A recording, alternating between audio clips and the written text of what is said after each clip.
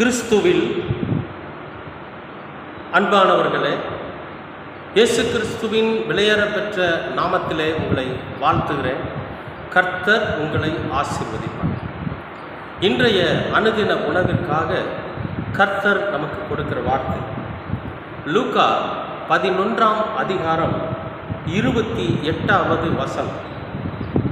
அதற்கு அவர், அப்படியானாலும் தேவனுடைய வார்த்தையை கேட்டு அதை காத்து கொள்ளுகிறவர்களே அதிக பாக்கியவான்கள் என்றார். தேவனுடைய வார்த்தையை கேட்டு அதை காத்து கொள்ளுகிறவர்களே அதிக பாக்கியவான்கள் என்றார். இப்போது நாம் பாக்கியவான்களா அல்லது அதிக பாக்கியவான்களா அல்லது மிஞ்சின பாக்கியவான்களா அப்படியெல்லாம் ஒரு கணக்கு போடுவோம். ஆசீர்வாதம் இவருக்கு இருக்குது, இவருக்கு ரொம்ப ஆசீர்வாதம் இருக்குது, இவருக்கு அதிகமான ஆசீர்வாதம் இருக்குது, அப்படியெல்லாம் நம்ம நினைப்போம். ஆனால் ஆசீர்வாதம் என்றாலே போதும், ஆசீர்வதிக்கப்பட்ட ஜனங்களாக நாம் இருந்தோம்னாவே போதும். அப்போ நம்ம பாக்கியவான்களாக இருந்தால் போதும். இந்த பாக்கியம் எப்படி நமக்கு வருது அப்படின்னா, கர்த்தருடைய வார்த்தையை கேட்டு அதை நாம் காத்து கொள்ளுகிற போது நாம் மிகவும் பாக்கியவானாக இருப்போம். இந்த மிகவும் அப்படிங்கிற வார்த்தையை நம்ம என்ன நினச்சிக்கிறோம் அப்படின்னா, ரொம்ப அபூர்வமானது, ரொம்ப அளவுக்கு அதிகமானது அப்படின்னு நினைக்கிறோம். அப்படி இல்லை. மற்றவர்களைப் போல அல்லாமல் நாம் ஒரு வித்தியாசமானவர்களாய் இருப்போம் என்பதைத்தான் இந்த மிகவும் அப்படிங்கிற வார்த்தை குறிக்குது. சரி, பாக்கியவான்கள்னா என்ன? முதல்ல அதை தெரிஞ்சுக்கணும்ல. சும்மா பாக்கியவான்கள் சொல்லிட்டு போகிறாங்களே. ஒரு மனிதனை குறித்து ஒரு பேர் வச்சு அழைக்கிறாங்கன்னா அந்த பேருக்கு என்ன காரணம் அப்படிங்கிறத நாம் தெரிஞ்சுக்கணும் இல்லையா? அந்த பேருக்கு என்ன அர்த்தங்கிறத தெரிஞ்சுக்கணும் இல்லையா? அது மாதிரி ஒருத்தரை பார்த்து இவர் நல்ல ஆசிரியர் அப்படின்னா என்ன காரணம்? அவர் நல்ல பாடம் சொல்லி கொடுத்துருப்பார். இந்த பாடம் சொல்லி கொடுக்கறதுக்கு முன்னால் அவர் முதல் நல்லா படிச்சிருப்பார். அவர் படிச்சுக்கிட்டதை முதல்ல அவர் புரிஞ்சுக்குவார். அவர் புரிஞ்சுக்கிட்டதுக்கு அப்புறம் அதை எப்படி வெளியே சொல்லணும் அப்படிங்கிறத பயிற்சி எடுத்திருப்பார். அந்த பயிற்சியின்படி மாணவர்களுக்கு சொல்லி கொடுப்பார். அதை கேட்டு மாணவர்கள் புரிஞ்சுக்கிட்டு என்ன சொல்லுவாங்க? இவர் ஒரு நல்ல ஆசிரியர்னு சொல்லுவாங்க. சும்மா வெறுமனே நல்ல ஆசிரியர்னு சொல்லிட்டு போயிட்டாங்கன்னா அதுக்கான அர்த்தம் உள்ள எத்தனை விஷயங்கள் அடங்கியிருக்கு. அப்போ இங்கே சொல்கிறாரு, நாம் பாக்கியவான்களாக இருக்கணும்னா நாம் கர்த்தருடைய வார்த்தையை கேட்டு அதை காத்து கொள்ளுகிறவர்கள்.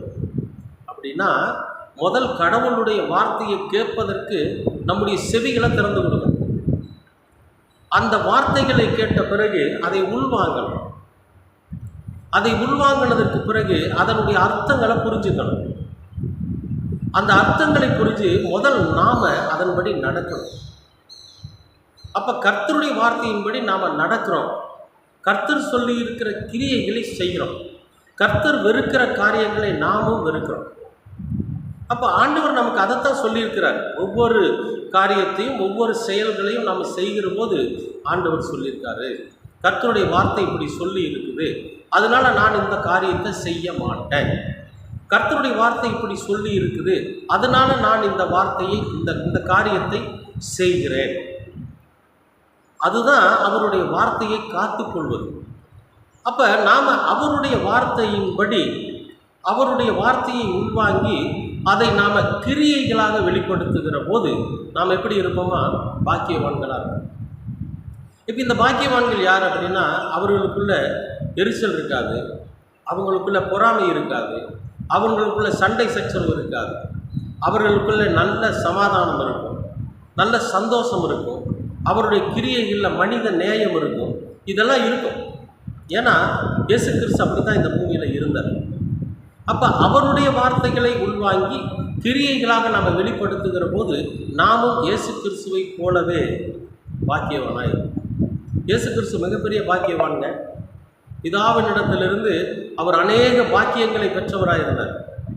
அந்த மாதிரி நாமும் இயேசு கிறிஸ்துவனிடத்தில் அதிகப்படியான பாக்கியத்தை, அதிகப்படியான கிரியைகளை, அதிகப்படியான சந்தோஷத்தை, சமாதானத்தை பெற்றுக்கொள்ளக்கூடியவர்களாக நாம் இருக்கணும்னா அவருடைய வார்த்தைகளை கேட்டு, முதல் கேட்கணும், கேட்டு அதை உள்வாங்கி அதை காத்துக்கொண்டு கிரியைகளாய் வெளிப்படுத்துகிறவர்களாக நாம் இருக்கோம்.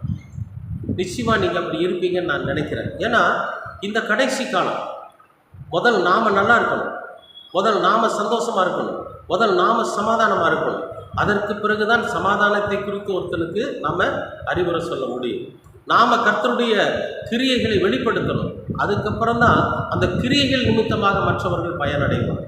அன்பானவர்களே, நாம் மிகுந்த பாக்கியவான்களாக இருக்கணும்னா கர்த்தருடைய வசனத்துக்கு முதலாவது செவி கொடுங்க. கர்த்தருடைய வார்த்தையை முதல் கேளுங்க, அதன் அர்த்தங்களை உணர்ந்து கொள்ளுங்க. நிச்சயமாகவே நீங்கள் மிகுந்த பாக்கியவான்களாக இருப்பீர்கள்.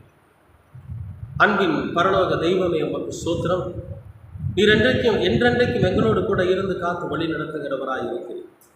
நாங்கள் உம்முடைய வார்த்தைகளை கேட்டு அதை உள்வாங்கி அதன் அர்த்தங்களை புரிந்து கொண்டு கிரியைகளாய் அதை வெளிப்படுத்துகிற போது நாங்கள் மிகுந்த பாக்கியவான்களாக இருப்போம் என்கிற அந்த ஆழ்ந்த நம்பிக்கையோடு, முழுமையான விசுவாசத்தோடு நாங்கள் இந்த உலகத்தில் ஜீவிக்க நீர் கிருபை பாராட்டு. இயேசு கிறிஸ்து வெளிப்படுத்தின எல்லா கிரியைகளையும் அவருடைய நாமத்தை முன்வைத்து நாங்களும் வெளிப்படுத்த நீங்கள் தயவு பாராட்டுங்க. உம்முடைய மகனும் எங்களுடைய இரட்சகருமான இயேசு கிறிஸ்துவின் வழியாக கேட்கிறோம். நல்ல ஆமென், ஆமென்.